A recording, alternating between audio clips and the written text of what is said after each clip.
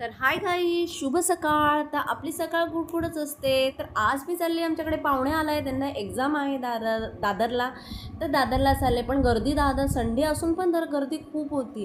आणि त्याला हॉलमध्ये सोडली आणि मी निघाली. घरी जायचं निघालेलं, इतक्यात पाय काय ओढत नाही आहे. स्वामींचं मठ आहे, त्याला म्हटलं चला जाऊन या.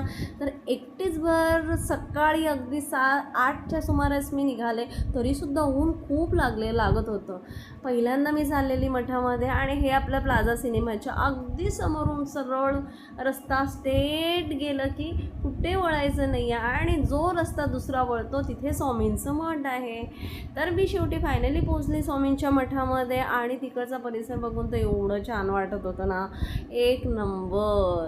तर मी लांबूनच पहिले व्हिडिओ काढला, मन अगदी प्रसन्न झालं मठात स्वामींच्या बघूनच. तर आज आता पण चला आपण आतमध्ये जाऊया, स्वामींचं मठ जे दर्शन घेऊया स्वामींचं. तर दर्शन घ्यायलाच निघालेले, स्वामींच्या मठामध्ये जाऊया म्हटलं. तर फुलांचं कुठे घेऊ मी फुलं, म्हटलं स्वामींची चाफ्याची फुलं मस्तपैकी घेतली. इतकी गोड दिसत होती फुलं, एकदम फ्रेश.